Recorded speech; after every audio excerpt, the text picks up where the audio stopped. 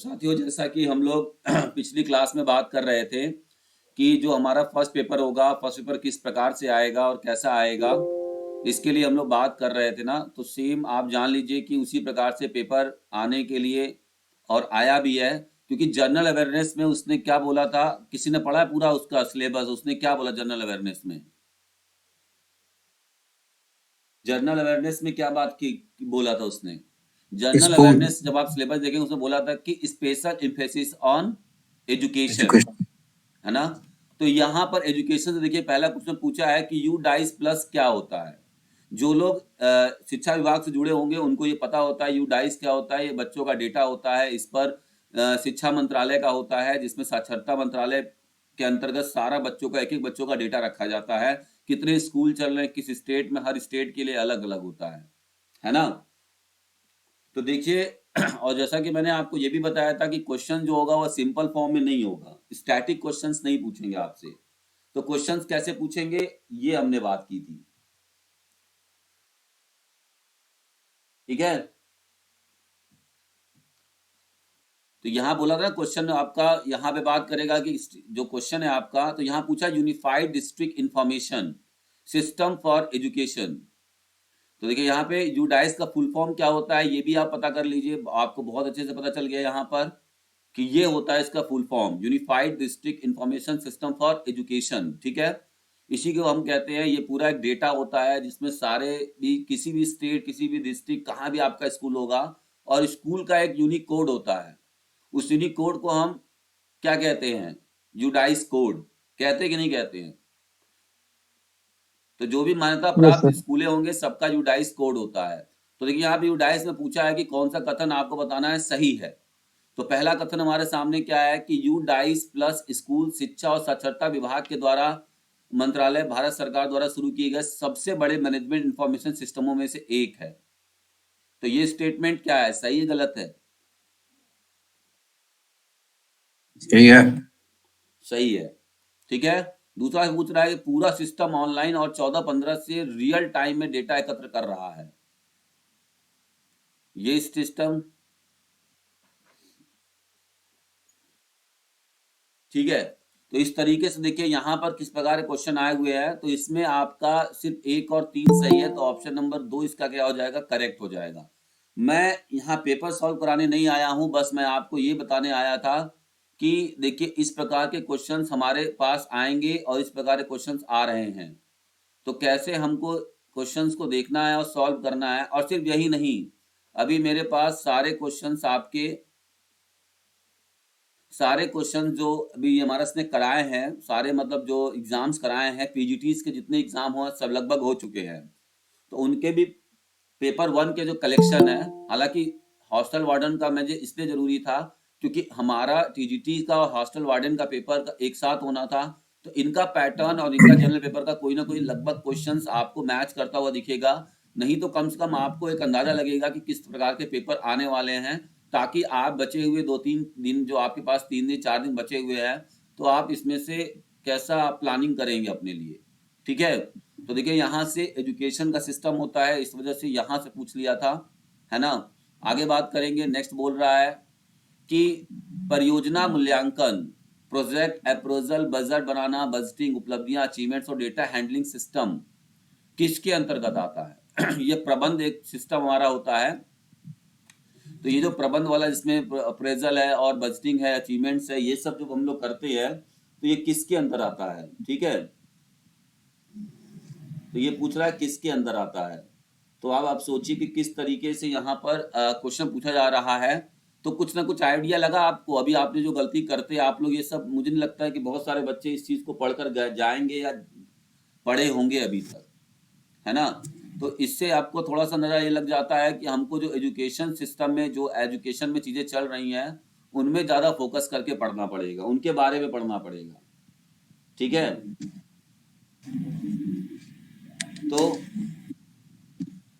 तो फिर आप लोग देख सकते हैं इसको, तो project appraisal, busting, achievement and data handling system is under, तो ये प्रबंध के अंदर आता है। और ये प्रबंध किसके द्वारा चलाया जा रहा है आपको बताना है।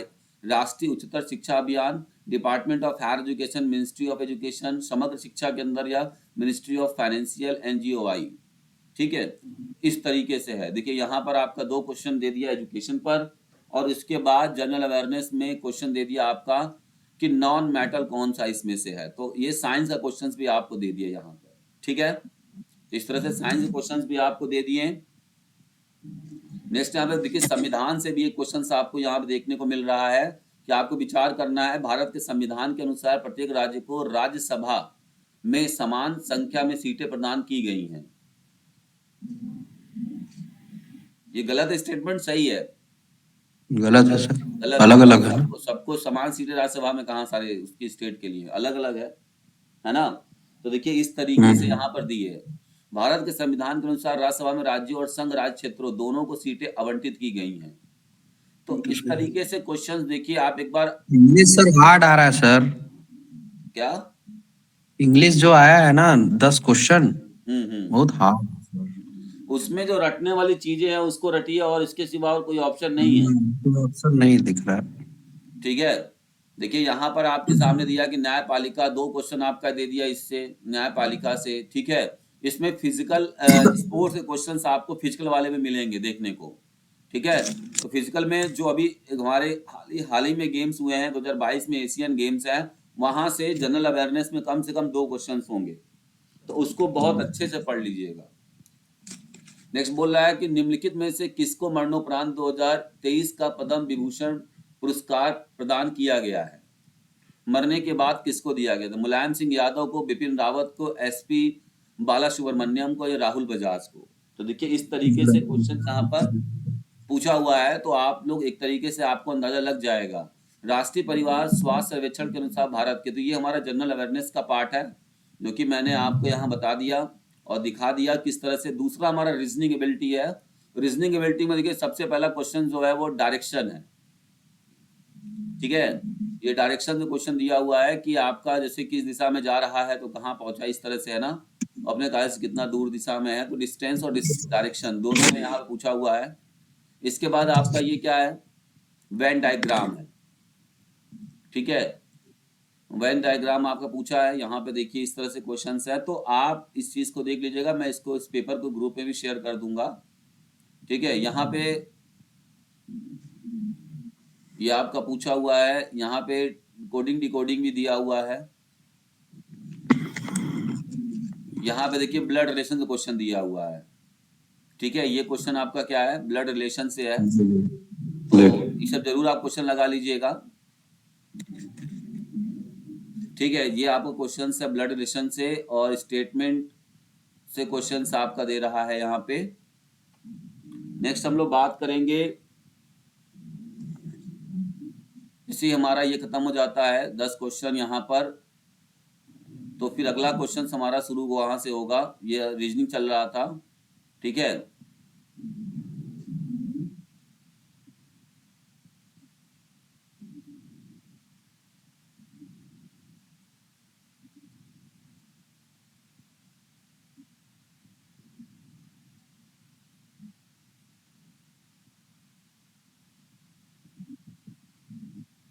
ये देखिए बात तीसरा हमारा आ गया आईसीटी। तो आईसीटी से आपको देखना है, ठीक है। आईसीटी से आपको देखना है, कैसे देखना है ये आप समझिएगा। तो आईसीटी में पूछा गया है सबसे पहला क्वेश्चन कि निम्नलिखित में से कौन सा एक लोकप्रिय वेब ब्राउजर है? कौन सा है एक लोकप्रिय, सबसे ज्यादा मतलब यूज किया जाने वाला वेब ब्राउजर कौन सा है? माइक्रोसॉफ्ट एक्सेस या गूगल क्रोम? गूगल क्रोम नहीं है पूछा है सर। हाँ नहीं है, तो अब यही चीज देखना है ना, क्या पूछा है। तो माइक्रोसॉफ्ट एक्सेस, ठीक है, सही आंसर लगाया। माइक्रोसॉफ्ट एक्सेस जो है वो नहीं है। दूसरा क्वेश्चन पूछ रहा है कि अधिकांश एमएस विंडोज एप्लीकेशन में कुछ सिलेक्टेड टेक्स्ट को कॉपी करने और उसके किसी अन्य स्थान पर पेस्ट करने के लिए निम्नलिखित में से, देखिए शॉर्टकट की पूछा है, मैंने बताया था आपको ना। तो पहले क्या होगा, आपको कॉपी करना है, फिर क्या करना है, उसको कहीं और जगह पे क्या करना है, पेस्ट करना। तो कॉपी के लिए सी और पेस्ट के लिए भी, तो सी और भी कहाँ है, ऑप्शन नंबर ए में। तो ऑप्शन नंबर ए यहाँ पे करेक्ट हो जाएगा। ये शॉर्टकट कीज आपको पता होना चाहिए। नेक्स्ट पूछ रहा है यहाँ पे, ठीक है, क्वेश्चन नंबर 33 क्या बोल रहा है, क्वेश्चन नंबर 33 बोल रहा है, एक बोर्डिंग हाउस के 100 छात्रों द्वारा पिछली कुछ परीक्षाओं में प्राप्त किए गए अंकों की संचित करने के लिए सारणीबद्ध शीट तैयार किया गया है, यानी कि एमएस एक्सेल बनाया गया है। तो सीधा सा मतलब यहाँ पर एमएस एक्सेल हो जाएगा। जब भी हम एक शीट बनाएंगे 100 छात्रों का, तो एमएस एक्सेल बनाते हैं ज़्यादातर, वो बेनिफिशियल होता है और ईजी होता है। देन बोला था ना कि पीडीएफ डॉक कौन सा फाइल है standard, which of the following is one of the standard for file extension of image file. तो इमेज फाइल के लिए क्या कल आता है, जेपीजी। जेपीजी। हाँ, डॉट जेपीजी होगा, ठीक है। तो इस तरह के क्वेश्चंस आपको मिलेंगे। नेक्स्ट हमारा यहाँ क्या बोल रहा है, निम्नलिखित में से कौन सा ऑपरेटिंग सिस्टम एक लोकप्रिय उदाहरण है। ऑपरेटिंग सिस्टम कौन सा है, MS window. Yes sir. Window एक देखिए ऑपरेटिंग सिस्टम है, बाकी ये एक्सेल और वर्ड क्या होता है, ये एक प्रोग्रामिंग सिस्टम है, ठीक है, ये प्रोग्राम है। जब विंडो होगा उसके अंदर ये प्रोग्राम आता है। मेन जो आपका एक ऑपरेटिंग सिस्टम कौन सा है, एमएस विंडो है। कंप्यूटर की भाषा में रोम का पूरा फॉर्म क्या है, तो रीड ओनली मेमोरी, ठीक है।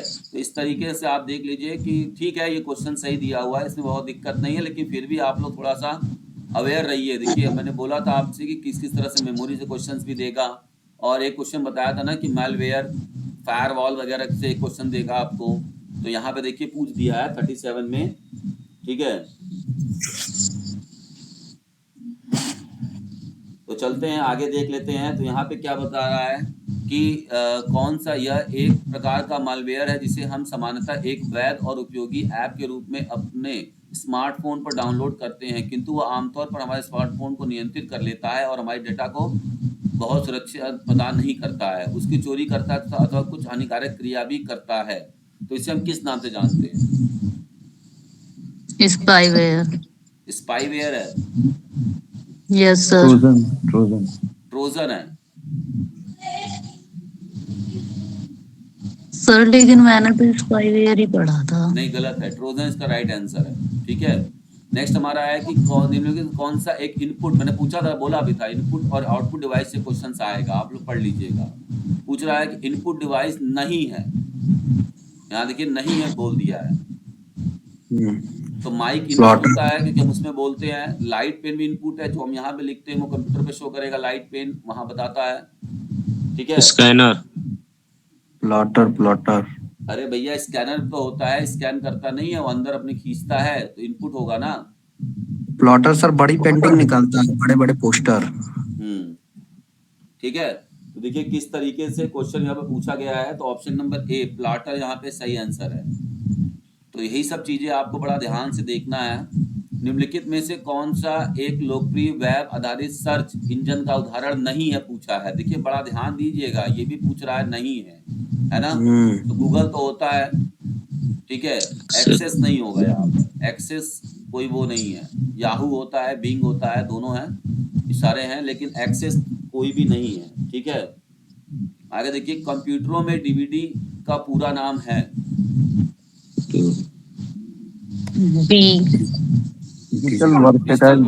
देखिए बहुत सारे चीज यहाँ पे दिया हुआ, बस दिखा दे रहा हूँ मैं किस तरह क्वेश्चंस आएंगे। मैं इसको डाल भी दूंगा, आप बोलेंगे तो मैं सारा डाल दूंगा, पीजीटी वाले भी डाल दूंगा, पेपर मेरे पास सारे हैं, ठीक है। अब आप बोलेंगे कि सर आंसर कहाँ से देखें, देखिए आंसर की तो अभी लॉन्च ही नहीं किया है, ये आंसर की मैं बता दूंगा कहाँ से मिलेगा, ठीक है।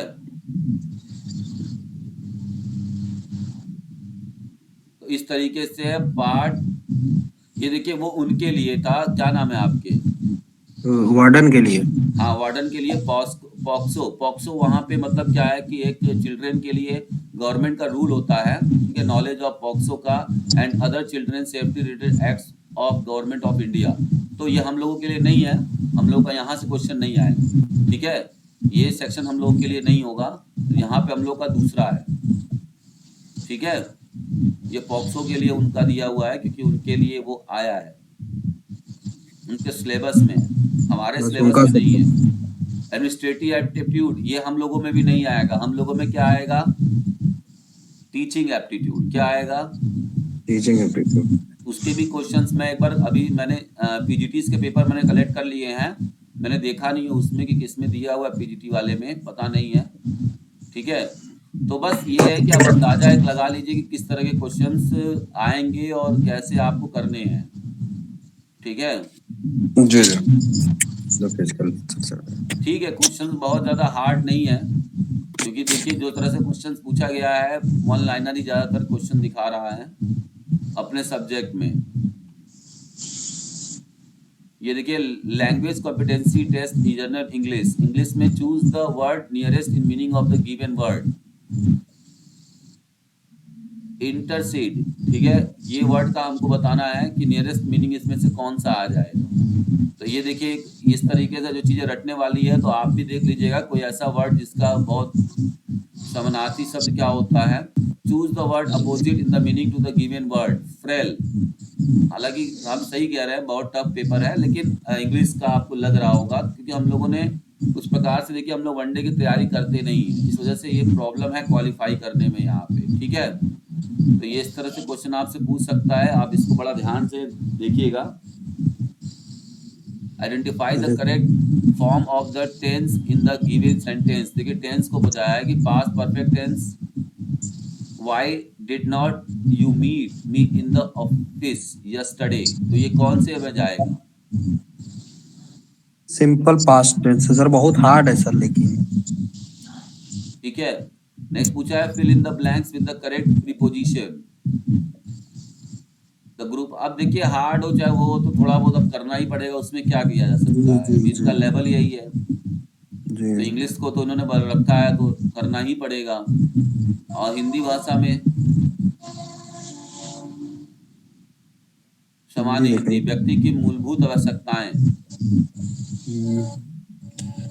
हिंदी सर हो जाएगा, 2-3 तो उसी में से। देखिए ये हिंदी यहाँ पे दे दिया है। रीजनल लैंग्वेज भी यहाँ पे दिया हुआ है, रीजनल लैंग्वेज में क्या है, हिंदी है। वही सर उसमें से है, ये भी सर सही है। ये भी आपका हो जाएगा, दोनों में 4-4 है, उसमें 4 लाने में दिक्कत है ना जी, इंग्लिश में सर। चलिए उसका भी बताया जाएगा तरीका। जी सर, फिजिकल करा दीजिए। ठीक है, तो इस तरह से देख लीजिए आपके क्वेश्चंस है। आप लोग खेलो इंडिया, फिट इंडिया और एनईपी पे बहुत फोकस करिएगा। देखिए किस तरह से क्वेश्चंस आया, वहाँ पॉक्सो बोला था, हम लोगों में एनईपी आएगा और खेलो इंडिया और फिट इंडिया से क्वेश्चन आएगा। ठीक है, तो बहुत बढ़िया से पढ़ना है, डीप में जाकर, छोटा मोटा नहीं पढ़ना है, याद रखिएगा बात। सर एक कल आप करा दीजिए। ठीक है, कोशिश करेंगे हम, इसकी श्योरिटी नहीं दे पाएंगे लेकिन कोशिश करेंगे। चलिए अब हम लोग अपना फिजिकल वाला कंप्लीट करते हैं। ठीक है, तो फिजिकल वाले में हम लोग स्टार्ट करेंगे आज के कुछ क्वेश्चंस को। क्वेश्चन का लेवल थोड़ा सा टफ रखा है, लेकिन मुझे ये सब पेपर देखने के बाद ऐसा लग रहा है कि बहुत टफ भी नहीं आएगा, फिजिकल में भी आप लोग अच्छा कर ले जाएंगे। ठीक है सर, यहाँ पे तो हो जाता है लेकिन पेपर में जाके पता नहीं कैसे गलत होता है। तो यही तो है आपका साइकोलॉजिकल इफेक्ट। ठीक है, इस इफेक्ट को हमें क्या करना है, साइकोलॉजी इफेक्ट को यही सीखना है। ये देखिए प्रैक्टिस पर डिपेंड होगा। ठीक है, ये जो चीज हमारी है वो किस पर डिपेंड होगी, प्रैक्टिस पर। जब तक आप प्रैक्टिस नहीं करते रहोगे, एग्जाम नहीं देते रहोगे, कॉन्टिन्यू एग्जाम के प्रेशर को 2-3 बार जब आप देख लोगे, जैसे होता है ना कोई खिलाड़ी को, बच्चों को हम कुछ सिखाते हैं और फिर उसको कोई कंपटीशन में उतारते हैं। सर क्या इसमें रिसर्च से भी क्वेश्चन आएंगे? जी, इसमें रिसर्च से भी क्वेश्चन आएंगे? नहीं। तो पहला क्वेश्चन क्या दिया हुआ है यहाँ पर, पहला क्वेश्चन हम लोग देख लेते हैं। यहाँ पे पहला क्वेश्चन दिया हुआ है कि आपको बताना है, स्टेटमेंट दिया हुआ है कि even Pavlov wrote a book named condition reflexes. ये स्टेटमेंट सही है गलत है? सही है सर। सही है।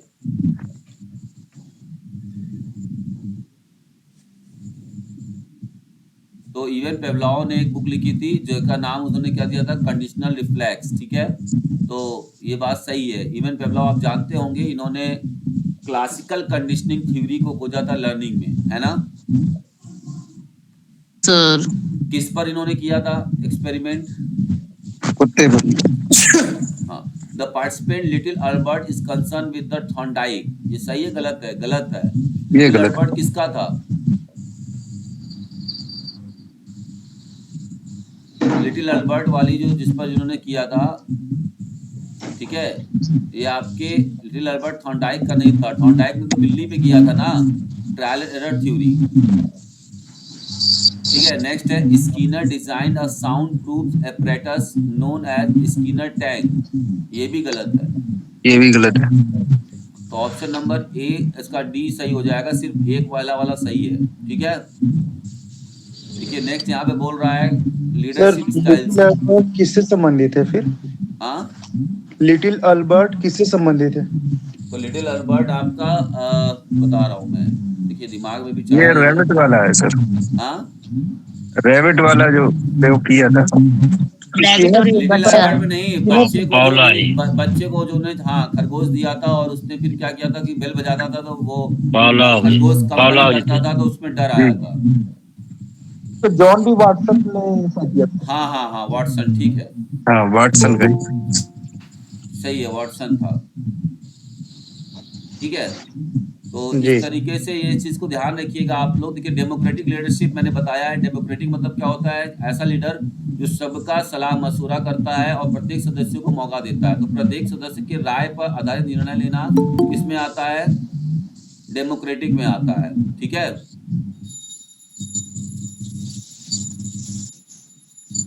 इसके बाद देखिए यहाँ पे क्या पूछ रहा है, ये हमको तो पहला पता हो गया, तो पहले का तीसरा देखिए किसमें किसमें दे रखा है, तो इसमें और इसमें दे रखा है, तो ये दोनों काट दीजिए तुरंत आप।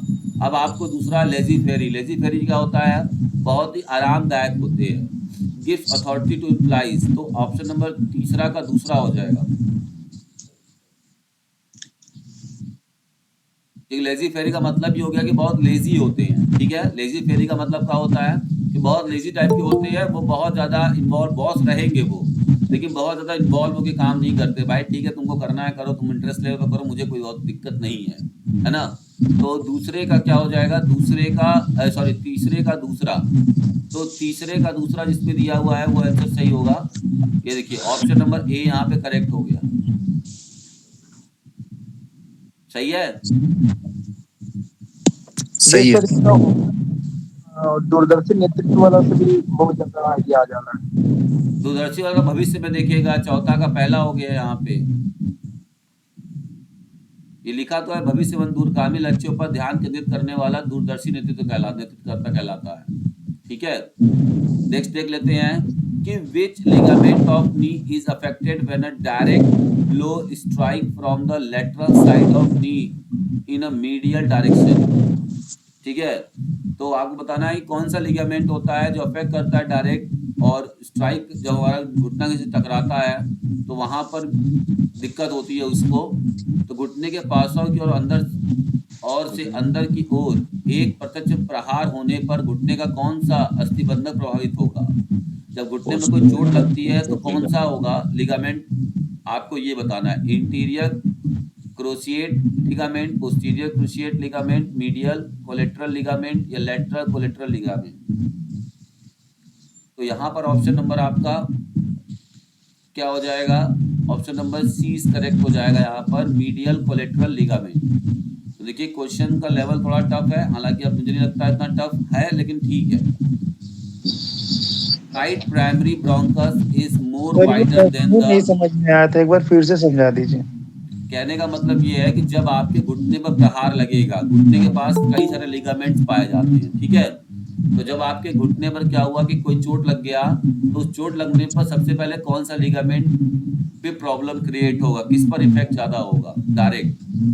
जी जी सर, ठीक। नेक्स्ट यहाँ पे बोल रहा है कि right primary bronchus is more wider than the left. सही है, सही है, ये एकदम सही बोल रहा है। हमें आपने पढ़ा होगा कि राइट हमारा जो लंग्स होता है वो लेफ्ट वाले से बड़ा होता है कि नहीं होता है? सही है सर। होता है ना। तो उसका जो ब्रोंकस होगा वो भी वाइडर होगा कि नहीं होगा? चौड़ा होगा, बड़ा होगा कि नहीं होगा? जी सर। हाँ, पहला सही स्टेटमेंट दे रहा है। फिर बोल रहा है कि pneumonia refer to an acute infection of the bronchi. नहीं, ये भी सही है। सही है। निमोनिया आप उसको ही वो लंग्स में सॉरी करता है, ब्रोंकी पे नहीं करता ना। जी नहीं, जी बोला जी है voice production is a function of the ventricular folds. क्या वॉइस प्रोडक्शन हमारा वेंट्रिकुलर से संबंधित है? ये तो हमारा लैरिक्स से होता है ना वॉइस। जी सर। तो ये भी गलत है। कौन सा बचा आपके पास? Only one. सेकंड सही। अरे फर्स्ट सही है ओनली। आंसर सर सेकंड पर। हाँ, 2 नंबर आपका सही है। ठीक है। नेक्स्ट हमारा बात करेंगे ब्रेडी वॉलीबॉल टेस्ट। तो ब्रेडी वॉलीबॉल टेस्ट कौन सा है? किसने कब दिया था? तो 1945 में। 45 में। ठीक है। इसके बाद दिया है आपका मैकडोनाल्ड मैकडॉनल्ड्स ऑफर 34 टेस्ट में। 1951 में। तो पहले का, क्या सर? दूसरा और दूसरे का चौथा ये कहाँ पे है? ऑप्शन नंबर बी में है। तो ऑप्शन नंबर बी क्या हो जाएगा? करेक्ट हो जाएगा। ठीक है। नेक्स्ट यहाँ पे बोल रहा है कि निम्नलिखित में से कौन सा अतरंग योग के अंतर्गत आता है? अतरंग योग। ठीक है, ये बताना है आपको। तो option number A is correct हो जाएगा यहाँ पे। ध्यान। What should be the intensity of slow eccentric method for strength improvement? Intensity eccentric method में बता रहा है कि स्लो इसेंट्रिक मेथड अगर हम करते हैं तो इंटेंसिटी हमारा कितने से कितने बीच होना चाहिए। अच्छा, आप ये बताइए, रनिंग में तो आप बता देते हैं, जब आप रनिंग करते हैं यानी कि इंड्योरेंस के डेवलपमेंट में आप बता दोगे ना कि आपका इंटेंसिटी कितनी होनी चाहिए। जी जी ठीक है, बट आप जी स्ट्रेट रनिंग में कैसे बताओगे? देखिए, स्ट्रेट ट्रेनिंग में आप कितना मैक्सिमम वेट को उठा पाते हैं, पहले तो आप ये देखिए आपकी मैक्सिमम स्ट्रेंथ क्या है, उस मैक्सिमम स्ट्रेंथ का कितना परसेंट लेके हमें करना चाहिए वर्कआउट, ये हमारा क्या बताएगा। जैसे मैं एग्जांपल दे दूं आपको, जैसे कोई बंदा है और मान लो वो बेंच प्रेस क्या करता है, 80 किलो बेंच प्रेस उठाता है, एग्जाम्पल, उसका मैक्सिमम बेंच प्रेस कितना है? 80 किलो है। ठीक है। अब उसने बोला कि हमें इंटेंसिटी क्या रखना है स्लो इसेंट्रिक मेथड में। तो आप बताओ कि अब हमको क्या करना है। अगर हम स्लो किसी को ट्रेनिंग मेथड करा रहे हैं तो में रहती इंटेंसिटी कितना रखेंगे? समझिएगा, बहुत ही टेक्निकल क्वेश्चन है ये। और जो है जी मेरी जी बातों को समझ रहा होगा और जो समझता है वो, उसको दिक्कत नहीं हुई क्वेश्चन को करने में। सर ये कह रहे हैं स्लो इसेंट्रिक मेथड में इंटेंसिटी हाई होती है ना। 120 मोर। तो इसमें ऑप्शन ये होगा 120% या इससे अधिक।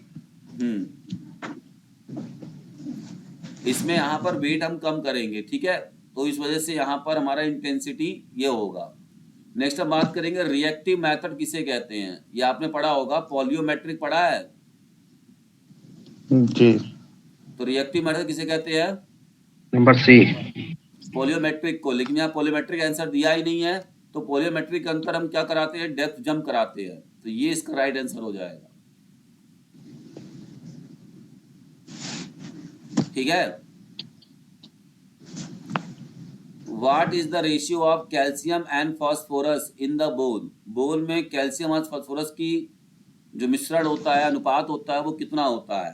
1:2 होता है, 1:1 होता है, 2:1 होता है, 3:1 होता है? 2:1 होना चाहिए sir. 2:1। Right answer option number C is correct हो जाएगा, क्योंकि कैल्शियम ज्यादा है और फास्फोरस कम उससे। ठीक है। यहाँ नेक्स्ट बोल रहा है कि acceleration speed is the ability to maintain maximum speed for maximum duration of possible. बताइए, जितने लोग पढ़े हैं, मैं देखता हूँ कितने लोग इसको सही बोलते हैं ना कि सही स्टेटमेंट वाले क्वेश्चन में गलतियां हो जाती हैं। बताइए, अगर आपका स्टेटमेंट करेक्ट है और आपके पास नॉलेज है, वाकई आपने थ्योरी पढ़ रखा है, तो आपको ये दिक्कत नहीं करने में। लोकोमोशन सही हो बोल रहा रहा, है। गलत कह रहा है? लोकोमोटर। ये गलत है। ये लोकोमोटरबिलिटी का डेफिनेशन है, एक्सेलरेशन की बता रहा है ये। एक्सेलरेशन स्पीड का मतलब क्या होता है? Acceleration speed is the ability to achieve maximum speed in a minimum time. जी ये आपका सर एक्सेलरेशन स्पीड है। हो रही हाँ, आवाज क्लियर नहीं आ रही सर, रुक रुक के आ रहा। अच्छा, और किसी को भी प्रॉब्लम है क्या ऐसा? No sir. नहीं सर। तो ये समझ में आ रहा है क्या है डेफिनेशन? आपको याद रखना है एक्सीलरेशन स्पीड क्या होती है। ये सारा मैंने पांचों डेफिनेशन के बारे में थ्योरी में भी लिखा हुआ है, अपने बुक में दिया हुआ है। जिसको भी प्रॉब्लम है वो वहां से देख के इसको देख सकता, और इतना इजी में दिया हुआ है ना। इसी तरह एक लाइन में बता दिया है मैंने, जैसे इन्होंने एक दो लाइन में बता दिया ना कि क्या होता है एक्सीलरेशन स्पीड। ठीक है, जिसको नहीं समझ में आ रहा है वो समझ ले फिर से एक बार, कि जैसे आप मान लीजिए 100 मीटर के लिए रनिंग करने जाते हैं, ठीक है, ये जब हाई स्पीड में जाते हैं तब ऐसी जरूरत पड़ती है। आप यहाँ पर स्टार्टिंग पॉइंट पर भी खड़े हैं तो आपकी स्पीड अभी क्या होगी, 0 होगी। आप अपने बॉडी को मूव करना शुरू किए आफ्टर द सिग्नल, आपकी बॉडी तेज हो गई, कुछ दूर जाने के बाद आपकी स्पीड 20 होगी, कभी फिर 30 हो जाएगी। इसी तरह से जब आप अपने 100% एबिलिटी को प्राप्त करोगे जिस डिस्टेंस पर, तो स्टार्टिंग से लेके 0 से लेकर जिस डिस्टेंस पर आपने 100% को प्राप्त किया, यही आपकी क्या कहलाएगी, इतना जोन आपका क्या कहलाएगा, एक्सेलरेशन जोन कहलाएगा। समझ में आई बात? ठीक है, नेक्स्ट बोल रहा है कि movement speed is the ability to do a single movement in a minimum time. ये सही बोल रहा है, सही है। दूसरा स्टेटमेंट सही है। हाँ, दूसरा स्टेटमेंट सही है। तो अब क्या हो गया यहाँ पर,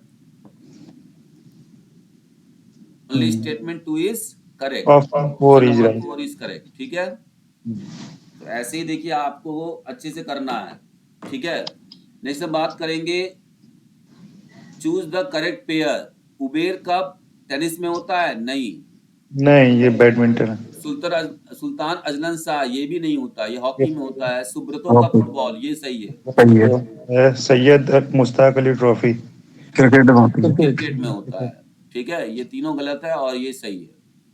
नेक्स्ट बोल रहा है कि विच टाइप ऑफ धोती। देखिए यहाँ पे योगा से क्वेश्चन है, लेकिन आपको वहां पर योगा क्वेश्चन शायद नहीं देखने को मिलेगा।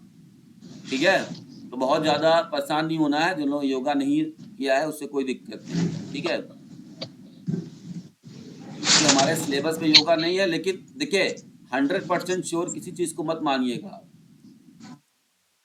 नेक्स्ट है which of the following is the scientific name of vitamin के। विटामिन के का साइंटिफिक नेम क्या है? डी। Option number D. ठीक है, फाइटोनेडियन। विटामिन की लगती है।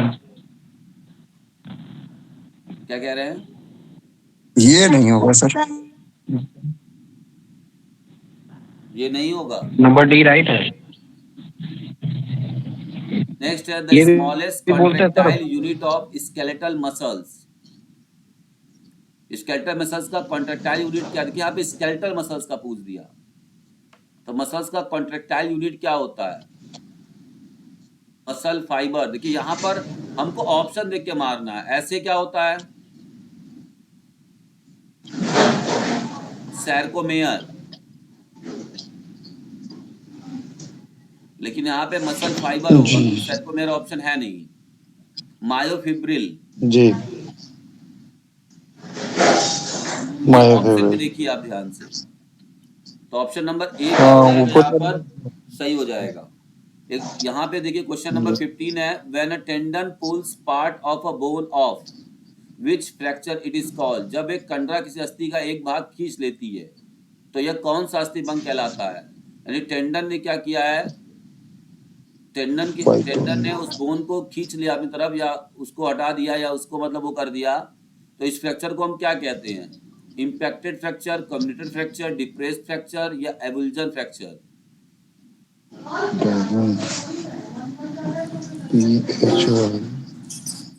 देखिए ऐसे क्या होगा मैं बता दूं आपको कि एवल्जन का मतलब आप जानते हैं, और हड्डी का लटक जाना, जैसे उसी पार्ट लटक से जाना। अलग। तो यही तो बोल रहा है यहाँ पर कि एक भाग उसका क्या हो गया, खींच लिया, मतलब एक तरफ लटक गया है। मतलब कोई हिस्सा हमारे बॉडी से बोन या चोट आने के बाद या चमड़ी क्या है छिल जाने के बाद हमारे शरीर से पूरी तरीके से क्या हुआ है, अलग नहीं हुआ है। अभी एक तरफ क्या है, कट के लटका हुआ है, तो उसे हम एवल्जन फ्रैक्चर कहते हैं। मैंने बताया भी अपनी बुक में एवल्जन क्या है। ठीक है, ट्रांसवर्स प्लेन या inverse plane divide the body into superior and inferior portion. सही है गलत है? यस सही सर, है। सुपीरियर और इंफीरियर, ऊपर नीचे।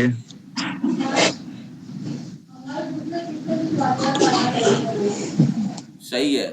ठीक है। Sagittal and frontal and horizontal plane are called cardinal plane. Mid sagittal plane divided the body into equal right and left half। sagittal plane क्या करता है? तो बाएं दाहिने पार्ट में ये करता सही है। है सर। हाँ, तो ये भी सही है, सब सही है इसमें। तो ऑप्शन नंबर क्या हो जाएगा हमारा? 4। All statements are correct. ठीक है। तो आज जब आप एक बात मान लीजिए, इसमें जितने लोग यहाँ पर प्रैक्टिस कर रहे हैं, जब आप ऐसे क्वेश्चंस को करना सही कर दे, ऐसे क्वेश्चंस को आप सही करना सीख गए, तब आप मानिएगा कि आप फिजिकल एजुकेशन में नौकरी प्राप्त कर लिए हैं। क्योंकि आने वाला पैटर्न इसी पर जाने वाला है, मतलब जो दिखा रहा है, जी सर। बट खाली यूपी टीजीटी और कुछ चीजों को छोड़ के। ठीक है, कुछ जगह के स्टैंडर्ड को छोड़ के। लेकिन जब भी आप अगर ये देखते हैं नवोदय, DSSB, KVS और ये सब चीजों को, सेंट्रल गवर्नमेंट एग्जाम्स को क्वालिफाई करना है, तो उनके लिए आपको इस प्रकार के स्टेटमेंट पढ़कर एनालाइज करना आना चाहिए कि आप को समझ पा रहे हैं या नहीं। यहाँ बोल रहा है स्यूरमेन रोग इस नाम से जाना जाता है। Scheuermann disease is also known as juvenile kyphosis, swayback, scoliosis, fallen arches. तो जुवेनाइल काइफोसिस होना। काइफोसिस। ठीक है, मुझे भी बहुत सारे नए क्वेश्चन मिल रहे हैं, अच्छा है। Surman ji sir.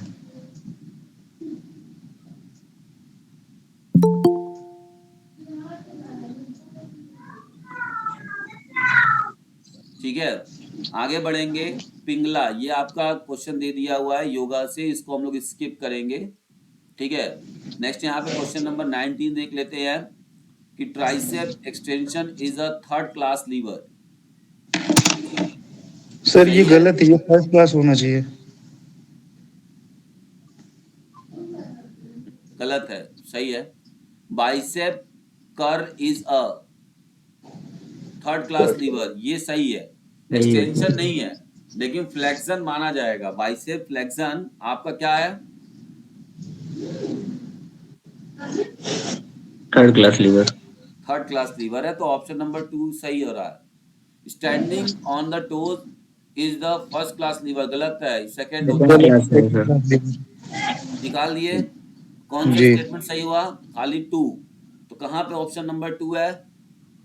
Only 4। Only last. Statement 2 is correct, option number 4 में है। ठीक है। A technique which basically involves encouraging students to prepare the lesson before taking the class। एक ऐसा टेक्निक जिसमें हम क्या करते हैं, छात्रों से ये कहते हैं कि कक्षा में आप कुछ लेसन प्लान लेने से पहले लेसन प्लान बनाओ, लेसन लेने से पहले। और इसके लिए प्रोत्साहित करना क्या कहलाता है? Gamification, self learning, discussion method या flipped classroom? Self learning. D. तो यहाँ पे ऑप्शन नंबर क्या हो जाएगा आपका?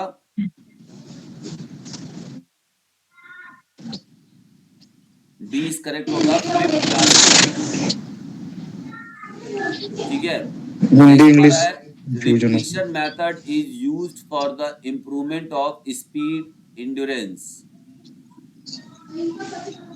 इंटरप्रिटेशन सही है सर ये। सही है। स्पीड इंड्योरेंस को बढ़ाने के लिए, स्पीड को बढ़ाने के लिए हम रिपीटिशन मेथड कराते हैं। Reacting repeatedly on a signal is method for development complex reaction ability. गलत है और सही है? रिएक्टिंग रिपीटेडली नहीं, रिपीटेडली कैसे होगा? कॉम्प्लेक्स रिएक्शन एबिलिटी का मतलब क्या होता है? कॉम्प्लेक्स रिएक्शन एबिलिटी का मतलब होता है कि जब हम अननोन सिग्नल पर रिएक्ट करते हैं। ठीक है, जैसे मान लीजिए आप बास्केटबॉल ग्राउंड में खड़े हैं, अभी प्लेयर, मान लीजिए, देखिए मैं बता दूं आपसे, ये प्लेयर का पोजीशन है। ठीक है, और इनके साथ ये वाले मान लीजिए दूसरे प्लेयर है। ठीक है, ये अभी दूसरे टीम के प्लेयर हैं। अब जैसे इस बंदे के पास बॉल है, इसके पास, अब इसको नहीं पता है कि पांचों में से कौन बॉल मांग सकता है ना? और जैसे ही इसके पास इसने क्या किया कि इसने किसी का कॉल सुना, ठीक है? कॉल सुनने के बाद तो इसका जो सिग्नल है वो अननोन है, इन चारों में से कोई भी इससे बॉल मांग सकता है। जी, तो ये अननोन सिग्नल पर जब रिएक्टिंग होती है तो उसे क्या कहते हैं? Complex Complex personality। और जब हमको पहले से हम रेस में खड़े हैं, हमको पता है कि गन शॉट होगा तभी भागना है, तो पहले यहाँ से पर तो सिग्नल सिंपल रिएक्शन डिटरमाइन है। एबिलिटी का डिफिनेशन दिया है और वो नाम बदल दिया है खाली। जी ठीक है, तो उसे हम क्या कहेंगे? जी ये सिंपल होना चाहिए, यहाँ पे गलत दिया है, ठीक है? तो जी ये स्टेटमेंट हमारा 2 वाला भी गलत है। तो option number A only statement 1 is correct. ठीक है, आगे देखते हैं। नेक्स्ट यहाँ पर हु देखिए एक्ट एज अ एक स्पोक्समैन क्वेश्चन ऑफ द छूट गया सर। Intramural committee. सर एक क्वेश्चन छूट गया ऊपर। कौन सा? वो मैंने नहीं कराया। अच्छा, ये एलिवेशन वाला, ठीक ठीक। जी A movement at joint that brings a body part entirely या interiorly, ठीक है? इंटीरियरली मतलब नजदीक में लाना, ठीक है, आगे की ओर लाना, तो ये क्या कहलाएगा? अगर हम कोई बॉडी पार्ट्स हमारा बाहर था, अंदर, ये यहाँ पे मिड लाइन नहीं बात हो रही है, यहाँ पे बात क्या हो रही है? इंटीरियर लाना, इंटीरियर साइड में लाना। तो इसको हम किस नाम से जानेंगे? सर ये ऑप्शन प्रश्न ही नहीं समझ आया। देखिए, प्रोट्रैक्शन और ये क्या होता है आपका? एक प्रोटेक्शन और डिरेक्शन होता है। एक प्रोटेक्शन में नजदीक लाना, रिटेक्शन में लाना। ये इसमें सही क्या? में लेके जाते। तो यहाँ पर देखिए, इसने ये नहीं बोला है कि आप ऐसे सिंपली खड़े हो और जी बॉडी के हाथ को या कोई बॉडी पार्ट्स को मिड लाइन के नजदीक ला रहे हो, ये नहीं जी बोल रहा है। जी इसमें क्या बोला है कि इंटीरियरली, मतलब कि आपका एंटीरियरली, जो इंटीरियर हम लोग कहते हैं ना, इंटीरियर और पोस्टीरियर पार्ट, जी जी तो ऐसे घुमा के लाना, पोस्टीरियर और इंटीरियर। इंटीरियर मतलब ऐसे आगे से ला रहे हो, जी तो ये यहाँ पे प्रोटेक्शन होगा। ठीक ठीक है, जी जी सर।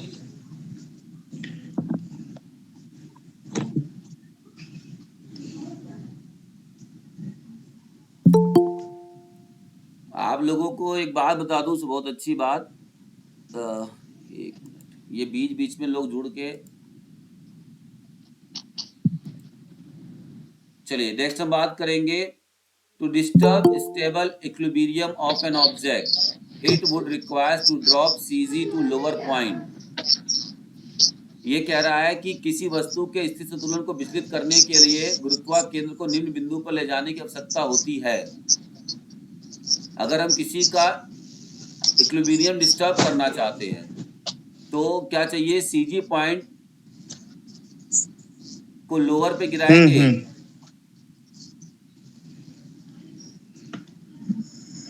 नहीं, ऊपर ले जाना पड़ेगा। सीजी पॉइंट जितना ये गलत है। टेबल होगा। सीजी पॉइंट जितना नीचे होगा, जी स्टेबिलिटी सर। उतना ज्यादा अच्छी होगी। ठीक है, जी सर।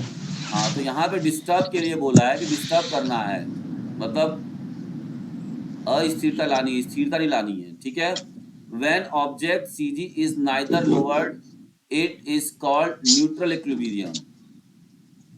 ये सही है, option number correct, option number 2, statement 2 सही है। न्यूट्रल इक्विलिब्रियम में क्या होता है? जी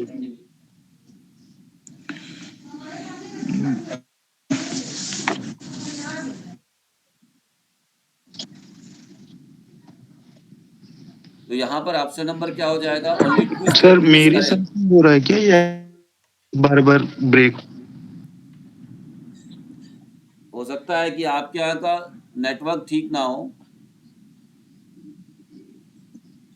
नहीं सर सर हमें बार बार ये लग रहा है कि आप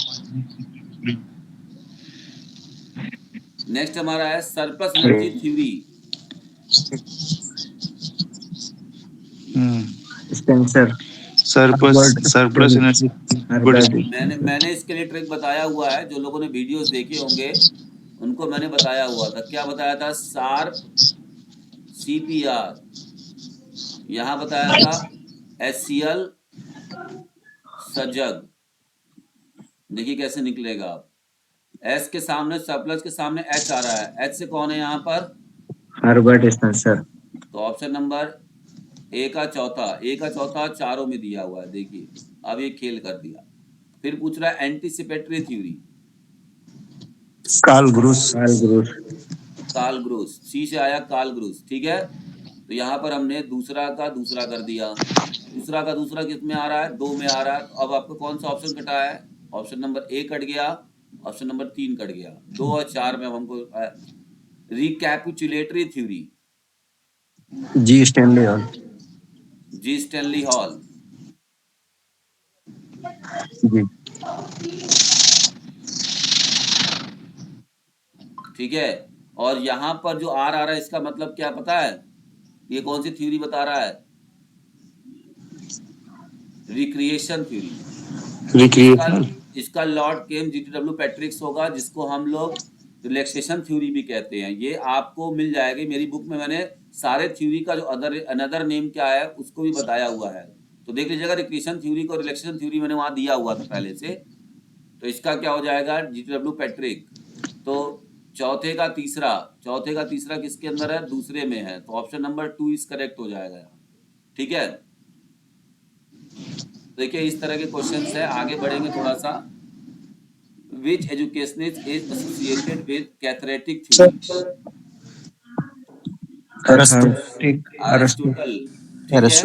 आप सॉर्टिक बताए थे, उसमें लास्ट में के बाद यू है या कुछ और था? नहीं, कहाँ पे? यहाँ आर है, यहाँ जी है।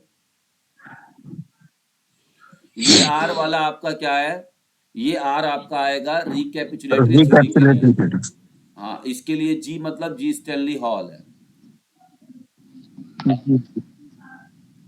नेक्स्ट हमारा क्या है कि which one of the following is the first Indian team to lift IFA shield in football? कौन सी पहली ऐसी टीम है जिन्होंने IFA शील्ड इन फुटबॉल में जीती है? Indian team. East Bengal, Mohammedan Sporting, Mohun Bagan, RB Ferguson Football club.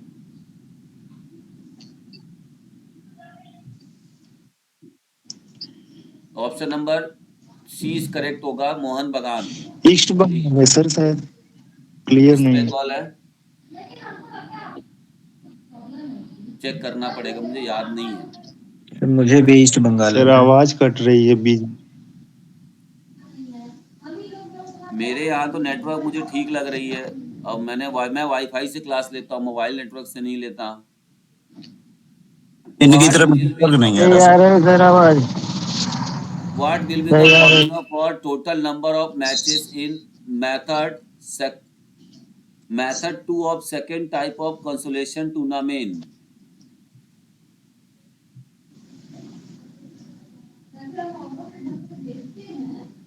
देखो बताया ना, ये कैसे निकालेंगे? 2n-1, 2n-2, 2n-3 या 2n-4?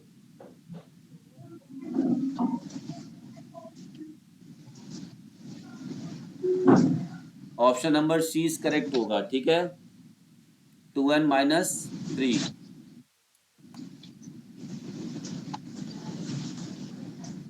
Which kriya use to preparatory kriya for Uddiyana bandh के लिए? कौन सा हम करते हैं उड़ियान बंद के लिए? तो ये आपको बहुत ज़्यादा दिक्कत नहीं है, इसमें हमको योगा वाले क्वेश्चंस को ड्रॉप करनी है। Which coordinative ability determine and change the position and space in relation to definite field of action? Change the position को चेंज करना है, and space in relation to definite field। बताइए कौन किसका डेफिनेशन दिया हुआ है? सर अनुकूलन कितने लोग बना पाते हैं? टाइम स्पेस के हिसाब से चेंज करना बॉडी पोजीशन को, हमने बताया है। तो इसको कहते हैं ओरिएंटेशन एबिलिटी। क्या कहते हैं? ओरिएंटेशन में हमने क्या बताया था, कुछ लोगों ने अगर क्लास किया है स्पोर्ट ट्रेनिंग वाला तो उनको पता होगा भाई, बताया था ना कि जैसे मान लीजिए हम सड़क पार कर रहे बताया था हैं, हमने, टच देना था। ठीक है, तो टाइम और स्पेस रिलेशन में जब हम उसको चेंज करते हैं अपने पोजीशन को, तो वही हमारा क्या कहलाता है, orientation. Wavelength of infrared radiation, infrared radiation का वेवलेंथ कितना होता है, तो ऑप्शन नंबर 30 करेक्ट हो जाएगा, 760 nm to 1 mm, ठीक है।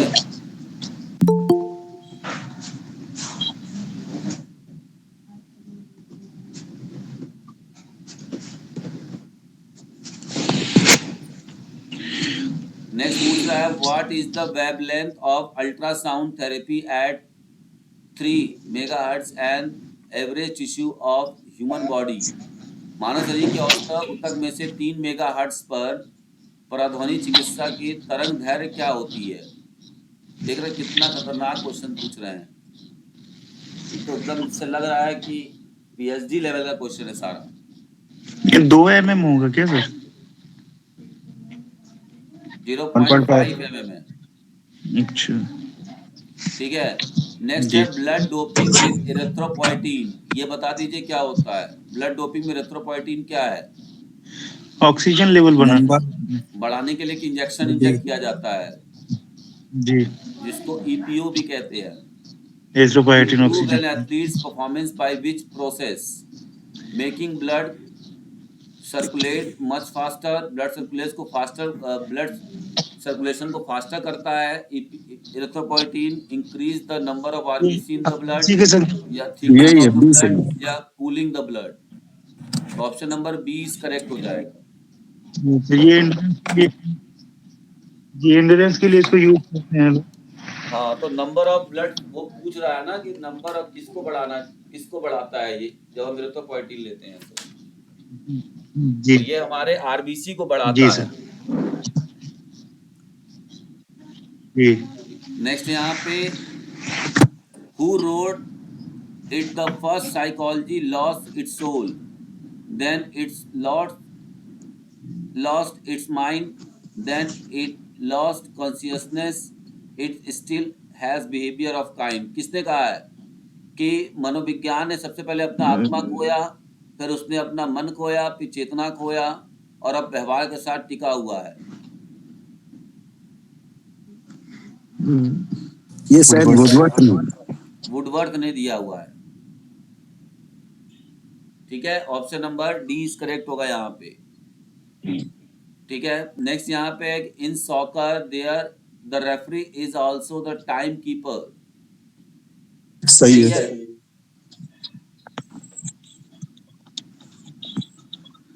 सही है। जी। Reserve assistant referee act as on field official, ये भी सही है। तो इसका क्या हो जाएगा, option number C is correct हो जाएगा, both statements are correct. Next हम बात करेंगे Bhakti Pradeep Kulkarni who conferred with Arjun award in the year 2020, from which game she is associated. तो भक्ति प्रदीप कुलकर्णी किसके संबंधित है, जिनको 2022 में अर्जुन अवार्ड से नवाजा गया था। चेस, ठीक है। नेक्स्ट है, which of the following is the volatile primary storage device of a computer, CD ROM, RAM, ठीक है। नेक्स्ट हमारा है, which branch of psychology study about extra sensory perception and psychokinesis. कौन सा मनोविज्ञान की वह शाखा है जिसमें हम एक्स्ट्रा सेंसरी परसेप्शन और साइकोकाइनेसिस की बात करते हैं। Psychology, clinical psychology, social psychology, applied psychology. देखिए सोशल साइकोलॉजी तो होगी नहीं, ठीक है। तो आपको जब ऐसे क्वेश्चंस मिलते हो ना, तो ऑप्शन को पहले काटना सीखिए कि कौन सा बिल्कुल नहीं होगा। धीरे धीरे आप ना सही ऑप्शन के करीब जाएंगे।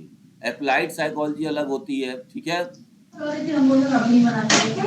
साइकोलॉजी और पैरासाइकोलॉजी। अब बच्चा आपके पास तो इसमें कंफ्यूजन है, तो आप यहाँ पर पैरासाइकोलॉजी में जैसे सेंसरी वगैरह पे है, परसेप्शन पे है, तो ये आप ऑप्शन नंबर ए इसका करेक्ट है, ठीक है। विच one of the following is aerobic bacteria, इनमें से कौन सा एरोबिक बैक्टीरिया है, ठीक है।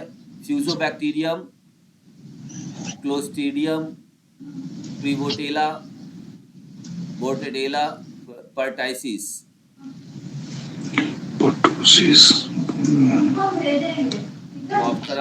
जो ऑप्शन नंबर डी है ये हमारा करेक्ट है। नेक्स्ट बोल रहा है कि विश्व स्वास्थ्य संगठन के अनुसार 2020 में 5 वर्ष से कम आयु के कितने बच्चे अधिक वजन वाले या मोटे थे? 29 मिलियन, 39 मिलियन, 49 मिलियन, 59 मिलियन।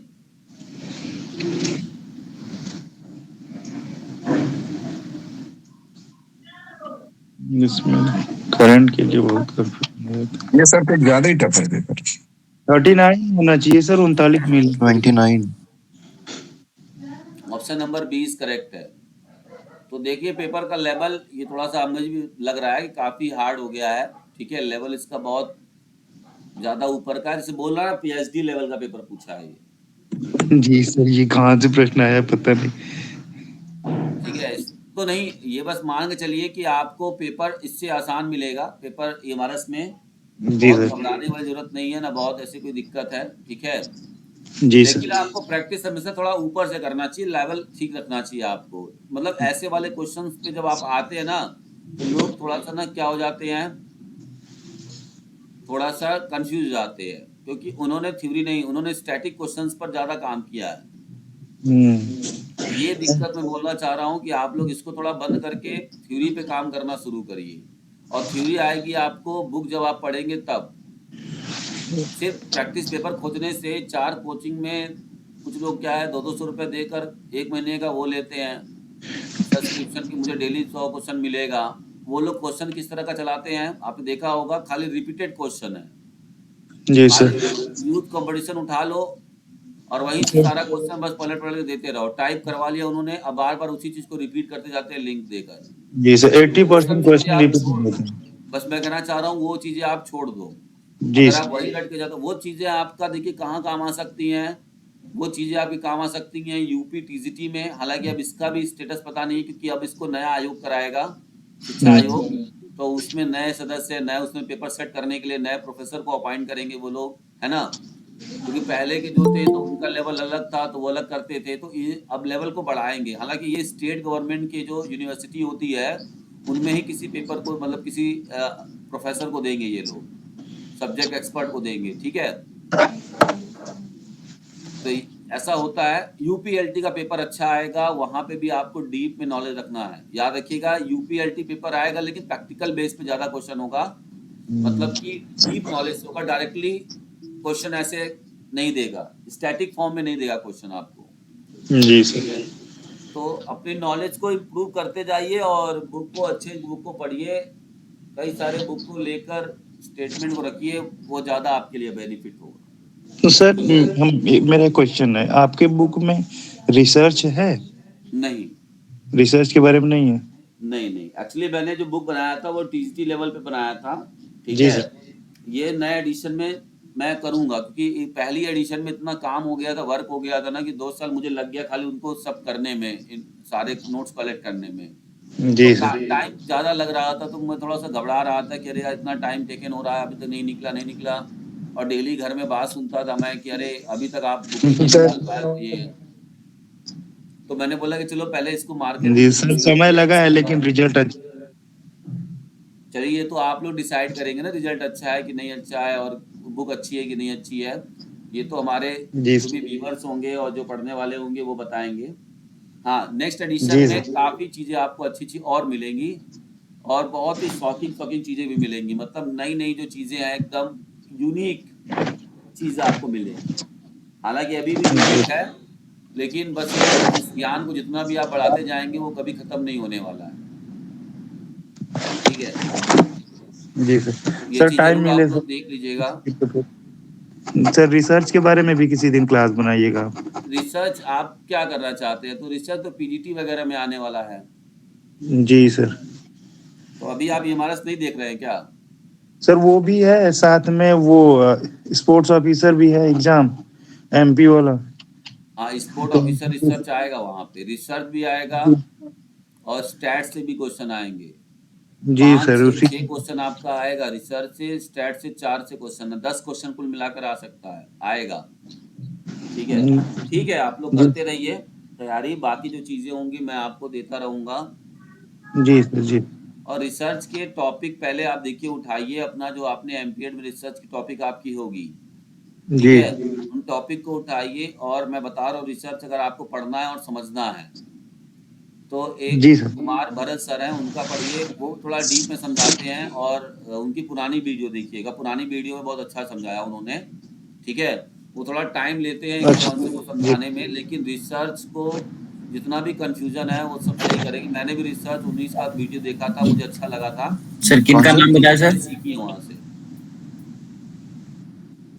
जी, सर किनका वीडियो देखने के लिए बता रहे हैं? रिसर्च के लिए कुमार भरत का है और गुलशन अख्तर बायजू से पढ़ाती है, ओके सर। ठीक है। रिसर्च के लिए जिनको रिसर्च पढ़ना है, जिनको हायर एजुकेशन के लिए देना है, उनकी बात कर रहा हूँ, ठीक है। चलिए फिर मिलते हैं जी नेक्स्ट सर। क्लास में। और बहुत ज़्यादा पैनिक भी नहीं होना है, आप लोग इजी वे में जी रहिए और प्रैक्टिस करिए, ठीक है, क्योंकि पैनिक होने से भी ना क्वेश्चन गलत हो जाता है। तो पैनिक भी नहीं होना है, इस बात पे ध्यान रखिएगा। और बहुत ही इत्मीनान से अपने इमोशंस को और अपनी हार्ट रेट को कंट्रोल करके एग्जाम दिया करिए। थोड़ा सा इस बात को ध्यान रखिए, कुछ लोगों के हार्ट बीट थोड़े बढ़ जाते हैं एग्जाम में, तो ये सब चीज़ों को, जी सर, डर लगने लगता है सर कि एग्जाम में क्वेश्चन गलत ना हो जाए बस। हाँ, तो यही बहुत चीज़ आपने थोड़ा कम सोचना है और उसको ठीक करना है, ठीक है। जी सर। चलिए ठीक फिर है सर, मिलते हैं थैंक आपको। और रही बात आपकी, वो अगर मैं कल नहीं करूंगा तो परसों डेफिनेटली फिट इंडिया खेलो इंडिया का वीडियो, एनईपी का वीडियो लेकर आऊंगा, श्योर है, थ्योरी पार्ट लेकर आऊंगा और थ्योरी में जी एक एक सर। पॉइंट्स को आपको एलोबरेट करूंगा, ठीक है। चलिए ठीक है मिलते सर। हैं नेक्स्ट क्लास में। Thank you very much. Thank you sir, thank thank you you. Sir.